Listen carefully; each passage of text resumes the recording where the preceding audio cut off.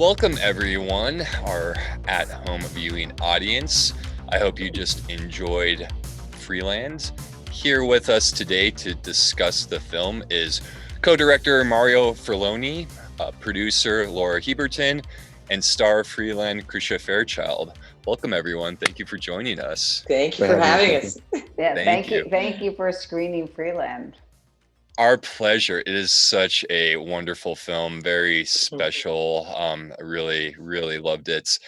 Let's start with the background, the genesis of the film. Maybe Mario and Laura, if you want to tell us how you got the project off the ground, sort of how it all came together. Sure. We started working on this film in some ways about a decade ago. Kate and I, Kate McLean, the co-director, worked on a documentary while in grad school up in Humboldt, in the same town that we came back later to make this film. And we finished that film. We went on to make other things, mostly in the documentary world, but we kept thinking about that world, the people that we've met, the stories that we heard. And we started thinking of, okay, there's another film there. What is it a fiction? Is it a doc? And we started working on scripts because we thought that fictionalizing it somewhat, keeping it very close to the reality of the place, but also of the sort of like technique and language of documentary would behoove us, but to fictionalize it a little bit so that we could tell to try to get to like some kind of like deeper truth in some ways, right? Like sometimes it's a little easier that way, especially in a place that is so secretive. Sure. And that is changing. It's becoming less secretive, but 10 years ago, it was very secretive still. It was very hard to get into people's farms. It's very hard to get all the sides of a person, because they would hide some sides from outsiders. Totally. And they had good reason to do so. And so we worked on very different versions of the scripts. We met Laura at IFP Week, which is a great program in New York. And we met her maybe 7 years ago. We loved her. We wanted to work with her, and we courted her for about a year and finally convinced her to come to the project. And she helped us then craft the scripts that we had into very different versions. And then we saw Krisha, the film Krisha, when it came out. Laura had seen it at South by Several, right, Laura? Yeah, and seen Krisha when they won the award, and seen her on stage. I hadn't seen the film at that point, but I saw you, and I was like, oh my gosh, she's our star. Yeah. So it was all the way back in. You were looking and scouting for this back in 2015. Yeah. In 2015, yeah. right? Yeah. And then at that time, it was a kind of a mother-daughter story. There was a daughter, and then when we decided to go on this very sort of like very centered around one character, we went back to Krisha at that point and said, like, this is the idea now. You were in every scene. You carried this film. You want to do it, and then. Thankfully, she said yes, because it made all the difference. One of the things that really held us up in a good way, because we wanted to shoot on real pot farms during the actual harvest. We had those farms we could shoot on. We had a very limited window. Very limited. Every year, so we missed that window right. a bunch of times. A couple of times, yeah. Yeah, and so that was the biggest thing that delayed and it would be like calling like people up there and being like, how's the crop, like what week, because it's the matter of days, right? Yeah. Like when they have to harvest, and it'd be like, how and they're like, oh, I don't know, it's a lot of rain this year, and we're like, oh my, no. We're planning this whole thing around. So how many seasons did you guys shoot for, or years rather than? So we shot in two parts. We shot 15 days in 2018, and then another 5 days in August. During the harvest, all the harvest scenes, yeah. And then when we wanted to do reshoots, which we realized really in November, that we really needed to do some additional scenes. We had to wait until it looked right again, and so we really had to wait all the way till May. So that's what happens when you have the big budgets. So. And Krisha, what did you think about the project? What made you want to come on board? Did you have previous experience growing cannabis? I could have. I had it offered to me. I literally had one of those sliding door situations. I was Really? working as a waitress in LA, and I was just about to give up on the idea of ever trying to be an actress. And someone who had a place up there asked me if I wanted to go up and trim. And I was like, but I'm a chicken. I'm the one who was always putting the towels under the doors when we were getting high in college, right? When we were dropping acid, everybody else is taking a whole tab. I'm like breaking off this tiniest little corner off the edge of it. And so I ended up babysitting everyone. I'm actually not as fearsome and brave as the characters that I like to play. So I was never there. I did, however, by the time they had asked me, I did have two women in my experience that had done this life. One of them was incredibly toxic, and she was toxic in ways that reached out to all of her children and her whole life. Everyone who knew her was aware of her toxicity. And the other one was a woman I met here. I live in San Miguel de Allende, Mexico. I retired down here before the whole Krisha thing. And she was actually a much greater help to me. She was just an old hippie chick who found herself doing it. She found herself having a bunch of children there. It's a very different path, but still, she was a good-hearted person, a real ballsy, strong broad, and I found that I could resonate more with her. The toxic pieces, I think a little bit of them found their way into Debbie's paranoia. I used that a little bit, but no, I was thrilled at the idea of doing it because I've been a doper since 1969. So, and I love that medical marijuana led to people discovering the healing properties of this. And I was very, very eager to do the project. The story to me was never exactly there, but then neither did they ever come and say, hey, you want to shoot right now? So they kept sending me scripts. The one time that we all were on board, they had a daughter that was just like, oh my God, kick ass, the woman who was playing the daughter. And I was so excited to play it with her. And she and I both said yes. And in quick succession, I was shooting a TV series in Canada, and I fell down a flight of stairs and broke both my feet. Oh, my goodness. And at the same time, she had a family crisis. And we both had to pull back. I mean, right, Mario? That was really the time that we were the closest. Within a week almost, wasn't it? Wow. Yeah, exactly. Yeah. And I would have felt really bad if I was the only one. But because we both had this happen, then that was the universe telling us it wasn't time. And by the time the universe told us it was time, boy, to me, it was just like gravity. The gravity field started pulling it all together, and all the right people. And they introduced me to Peter Albertson's sound design and to William Fritch's music. And I had seen enough. I'd seen the short, and I'd seen Mario's cinematography. And it's just like every person that I met that was coming on board, was just more and more like, wow, look what we're going to do. And I suggested a couple of actors that they were already, looking at. And John was, what's ironic to me is John, to me, not to you all, because you had worked with him, but to me, he was the special surprise of the whole thing. Because John Craven, the guy who played Ray, sure. I had no idea that someone that magical and powerful would show up to play that role. Yeah. So I always wanted to be a part of it. We all, I think, had to wait until its time came. Well, I think the stars align beautifully. I mean, you guys would know better than I.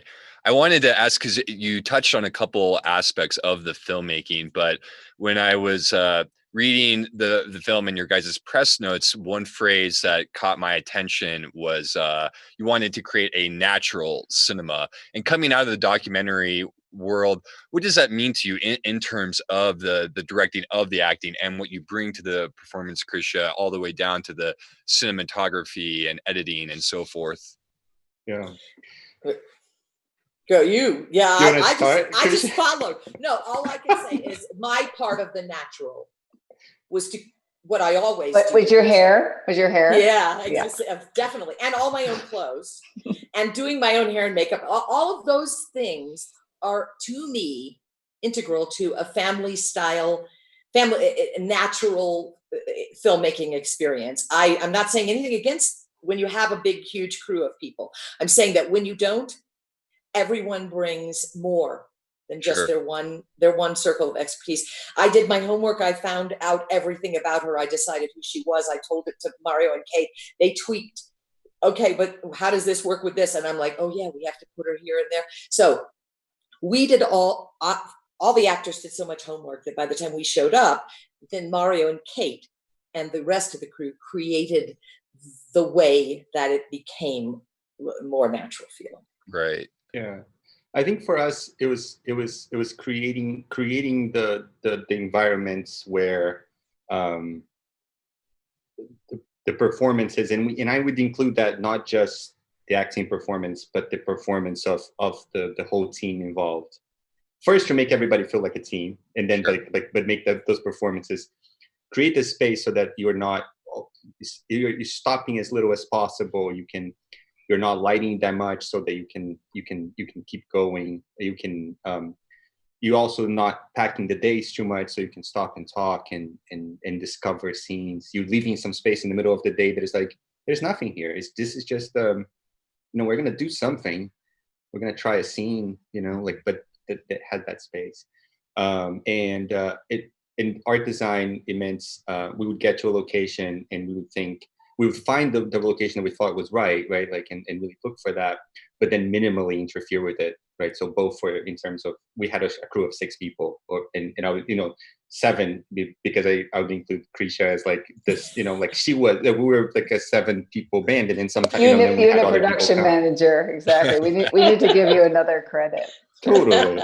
And we all lived together, and so but that meant like we would interfere as little as possible with the spaces, both not to spend too much time doing it because we knew our resources were limited, but also because we were interested in places that looked lived in and real. Like for us, it's like what I think we brought in more than anything was like a knife or something that felt fake, coming from a lot of observational documentary work. And so you're always looking for like something, oh yeah, that doesn't feel right, or that feels a little lit. Right. I see that very easily. Sure. And Kate does too. Otherwise, we were relying on everybody else because we were learning how to make a movie. So, it was a really fun experience. I would say their flexibility. Sorry. Oh, sorry. I just want to say their flexibility to allow in the moment the discovery of, like, if you finish a scene and everybody's exhausted and it's the middle of the day and it's really hot, and it makes a lot of sense for you to tell the crew, the pickers, the growers, the actors, go lie under that tree. What would you do? You're tired. It's the middle of the day. It's the hottest part of the day. What would you do now? They were incredibly open to all of that, and that makes all the difference. Yeah, and I do think, just quickly, what Mario was saying, and again, sort of going off what you're saying, because they are such incredibly good documentary filmmakers, they're used to just waiting, just waiting for things to unfold before them. And I mean, it's a gifted filmmaker who can get those moments. But I think that's really what is one of their big strengths.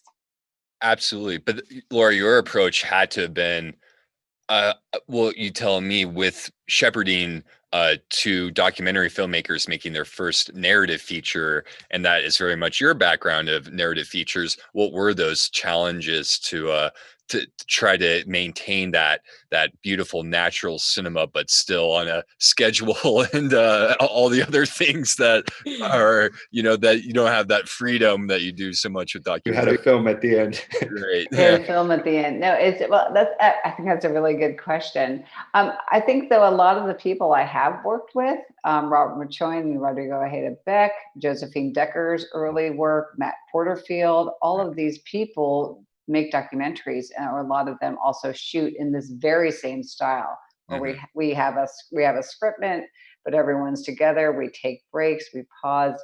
And a lot of, and again, a lot of them do shoot a lot of short docs too, as well. So I think I can't remember how I started with that. I'm just actually really used to that. The biggest constraint always is that in order for the artist to be able to make the film they want to make, we do make these films on these very limited budgets, which does cut down the number of days, but it's hugely liberating in that it allows them to take all these risks. Right. Am I sounding like an infomercial or No, something? not at all. but I really feel very strongly that way, and I think the more spare the production can be, the better. Um, uh, Great documentary filmmakers are great storytellers. Kate and Mario are just natural storytellers. They know how to find the story in something. They really understood the landscape really well. So I think they brought a lot of that to the story, which a lot of great fiction filmmakers really do their research, and that pays off. Absolutely. We have a late comer to our Q&A. Please welcome John Craven, plays Ray in Freeland. Welcome. Thank you for being with us. How's everyone? Very good. So what were we talking about? We were talking about the fact that they were documentary filmmakers making their first feature. Yeah. But what I wanted to follow up with, because I feel like, and correct me if I'm wrong, Mario, but you guys initially sort of approached this from a space of the industry, of the black market, Humboldt County, and looking into that community and investigating it. And what I feel kind of came out of that is a very personal story about this woman, a very vulnerable position in her life with this transition going on within that. But what about within being in that black market community kind of relates or sort of, rhymes to Devi's, personal journey through that? It kind of seems that it's at this crossroads, and in the press notes you guys said that the industry was not prepared for capitalism, and it kind of made me think of like that death of the romanticism of the American West and how you can be an outlaw or be off the grid and do your own thing. Like, is there still room for that, not just within this particular industry, but I guess within that romanticized mystique of the West in general? Mm-hmm. I think absolutely. I think it was one of the last places in the country where you could be an outlaw, and you could be a farmer, and you can make a living, like a pretty good living. Like, not, like some people got rich, but like people like Devi, and there's tons of people that we met there like Devi. Not necessarily the exact same circumstances with the same characteristics, but like who had done their journey that Devi does. They were able to have both those things, and I've met some of the happiest people I've ever met in my life there, of that generation. And I think there's something like they never had to compromise their ideals to get a 9-to-5, like, and there's something there. And I always felt like, coming from my generation, like an ambivalence towards that, because I feel jealousy, right? Like I feel a lot of things, I feel like a lot of empathy and some jealousy and so like, I think what we wanted to do, we knew from the start, we wanted this character not to be a victim, and we didn't want this character to be like a lionized hero. We wanted this character to be complicated, and then there was a lot of like what Krisha found and brought to the character, and then the relationships that we found there. And the movie kind of became about something else halfway through in some ways, right? Like, which is the best, right? Like, I think for us, because it was not just there was an economic movie story there, and then there was and that's what we had at first in some ways, and then from there it became something else. It became deeper, or more about personal relationships. Right. Well, I just wanted to say, as a person who has spent most of my life living below the poverty level and living quite well below the poverty level, and I haven't had a straight job, what I would call a straight job, since the 80s, I think. there is room. Yeah. There always is room for people who freelancers and people who find their own way. And when I got up into the literature and the research on this, and Kate and Mario shared some fabulous books with me, really good background research. And then you walk into these people's houses and they are full of things they've bought on their journeys. These are not people who are, some of the people got very rich. Very many of them had very rich lives. Mm-hmm. They traveled, they went experiential. Mm-hmm. You walk into their homes, there are books in different languages. These are rebels in so many other ways. The pot just happened to be the way that they were supporting the lifestyle that they already knew that they wanted to live, instead of being a straight person. And I think it's pretty ironic that our friend Claire, who was like our mentor, who found all these great locations, she was raised in this town. And when the first time I talked to her after the pandemic started, she had moved home to bring in their crop. They never went legal.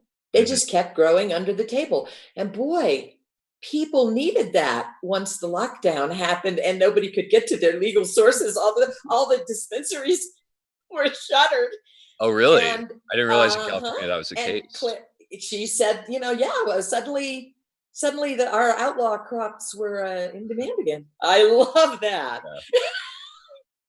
Dispensaries were essential in Colorado, so they kept those in the liquor stores open. No closing of that for us. What about, you said the pandemic, but right now that community has to be just going through hell.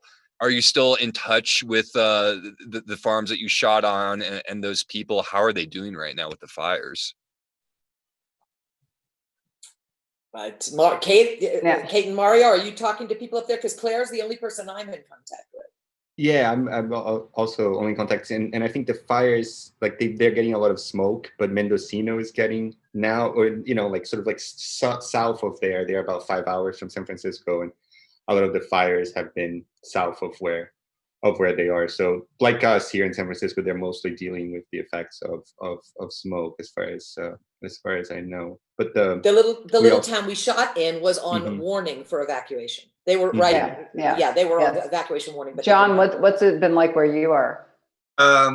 We've had, smoke. We had a few days where it was, like dangerous smoke. 232, but we're now mostly in clear skies.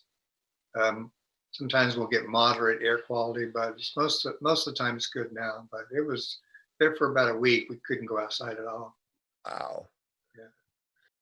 Yeah, it was, the air quality in Denver has been really bad in August. It's definitely cleared out now, but it's rough sledding for everyone in the West, and the South, and everywhere, really. And everywhere, yeah, it's true. John, I feel bad that you didn't get the full experience. Is there anything else that you want to add before we wrap this up? No, it was just a beautiful film. It was. It was a great film to work on. Feel very fortunate to be a part of it.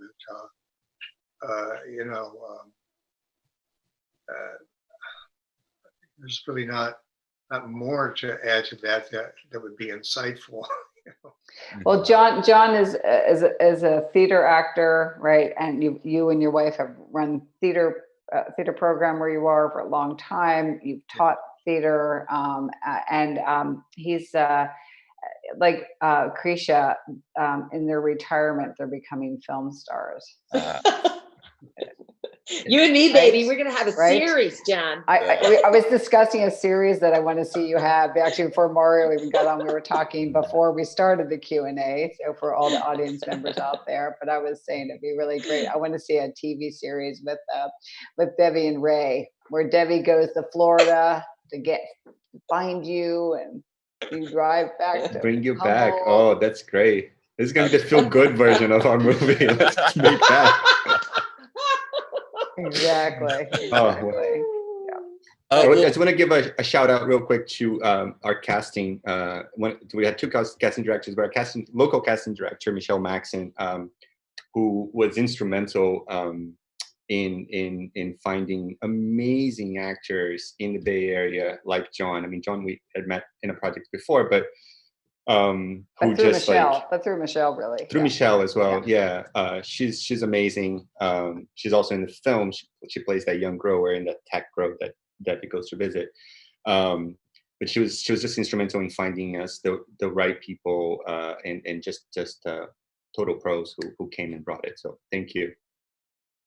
Absolutely. Before we go, why don't we just touch on what are the plans for the film? Obviously, well, maybe not obviously to people at home, but you guys were supposed to premiere at the South by Southwest Film Festival.